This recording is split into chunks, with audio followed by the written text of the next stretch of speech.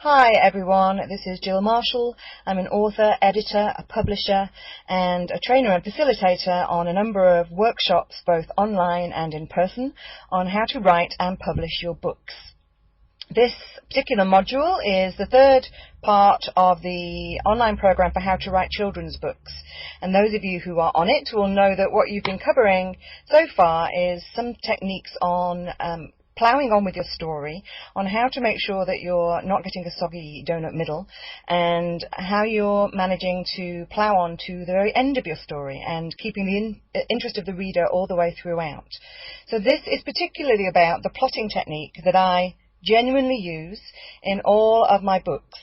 So this is from the most simple picture book to the most complex multi-narrated adult book of 300 or 400 pages, and it's one that you'll all know, it's very familiar to you, and it's all based around the story of the Three Little Pigs.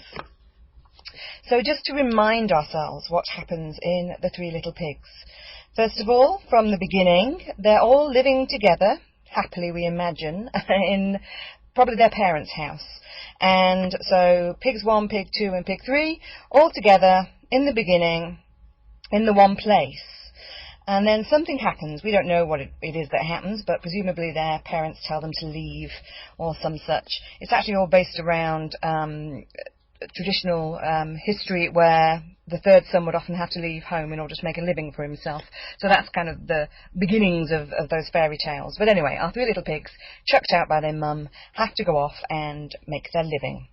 So that is the catalyst. That's the star, is that they are made to leave home, made to go out and find themselves. So off they go, and the first little pig builds his house of straw. And as we know, straw's not very strong, and it certainly can't beat the wolf when he comes along. And he huffs and he puffs and he blows the house down. Now, don't underestimate either the power of that little phrase. He huffs and he puffs and he blows the house down. When you say things in threes, particularly in younger children's books, it really works incredibly effectively and brings a sort of resonance to it. So do try that from time to time. So anyway, back to our little pig. The first little pig, house of straw, wolf came along and blew it down. So on to the second little pig. We presume that the first little pig joins him, and the second little pig builds his house of sticks. Now that's stronger, it's more effective, it's more like a traditional house, particularly in the days when this tale first began, but it's still not enough to withstand the onslaught of the enemy, of the wolf, when he comes along and once more huffs and puffs and blows the house down. So we're next on to the third little pig. Sensibly, the third little pig builds his house taller and stronger and more sturdy, out of bricks. And he does this to withstand again, the attack of the wolf. And understandably, the wolf cannot blow this particular house down. But that's not the end of the story. Because if you recall, what the wolf does at that stage is he climbs up onto the chimney. Meanwhile, the three little pigs have worked out that that's what he's going to do, and they set a fire underneath the chimney top, so that when the wolf comes down it, he burns his bottom, he gets boiled, he has to run away, or sometimes he gets killed, depending on which version you know. So the wolf is dealt with, the wolf is gone, and it all happened in that chimney. And then what do we see at the very end is that the three pigs all live together again, very happily, all in the same house. And what you'll notice is that that very end piece with them all living together in a house is very like the beginning, where they were all living together in a house. So that's all great fun, and you can remember it because it's something that you're already very familiar with. But how do you now apply that to plotting your own stories? Well, here's how it works. You have a beginning. We discussed beginnings last week, and you'll know that your beginning will be a piece of action probably, but it may not be the main piece of action for the whole of the story. What you will have is some kind of character setup, you will have some kind of challenge or question set from the very outset, and you will have a beginning which is steady state, which is where the routine is still in place and the interruption hasn't happened yet. And then you have that interruption which comes in the form of the catalyst. Now, as we discovered last week, that can be at the very same point as the very beginning of the story. If you're writing a longer chapter book, it may be at the end of chapter 1 or into chapter 2, and you don't really want it to be much further on than that. It's going to be reasonably close to the beginning of the actual story. In the case of Harry Potter, that catalyst actually happens about 50 pages in, so that's quite a long way. And that catalyst is when Hagrid turns up and tells Harry that he's a wizard.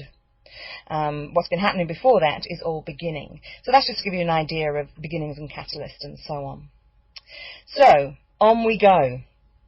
And you had your beginning, the catalyst has occurred, and then we go on to the equivalent of that first little pig building his house of straw.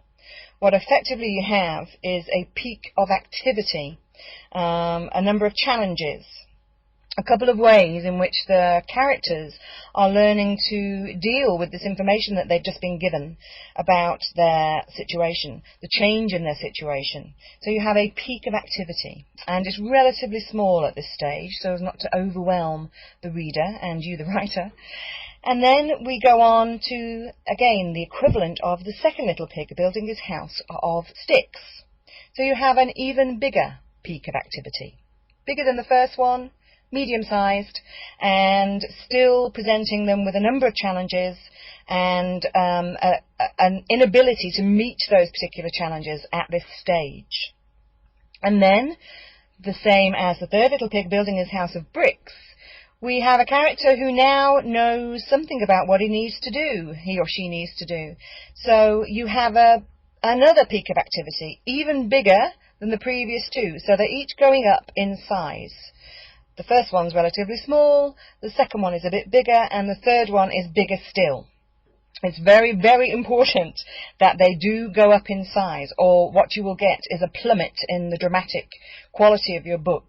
And at that point you might find yourself with a soggy middle, you might find the reader losing interest. So it's really critical that you make sure that those peaks of activity increase in size and that your third is bigger than your second, is bigger than your first. And that's not the end of it.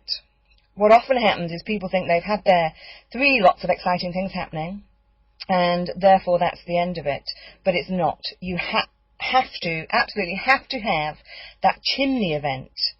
And depending on what your form of study is, you may call that a denouement, you may call that the climax, you may call it the big battle. It's entirely dependent on your story and what kind of literature training you've had.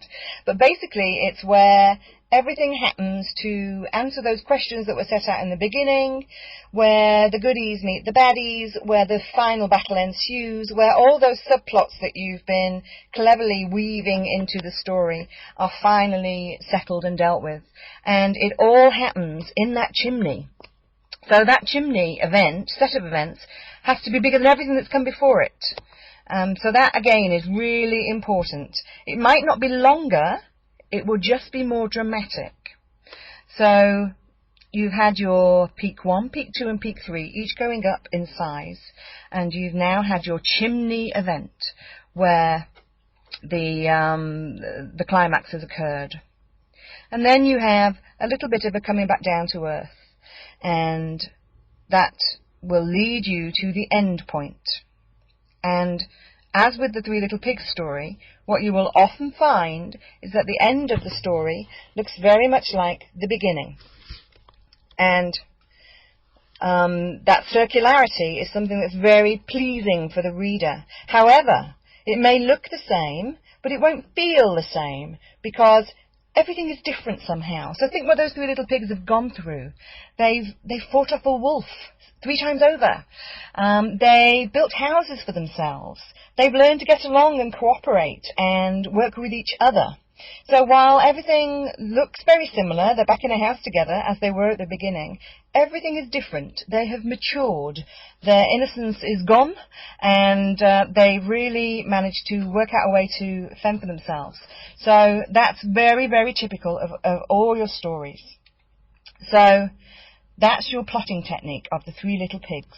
It's basically a beginning, a climax, a first peak of activity, the second peak of activity that's bigger than the first, a third set of activities that is bigger than the second, and then something going on in that chimney where all the battles, all the challenges, all the questions will be decided, and good will win over evil. And then that will lead to a final ending, which may look very like the beginning, but in which everything is completely different.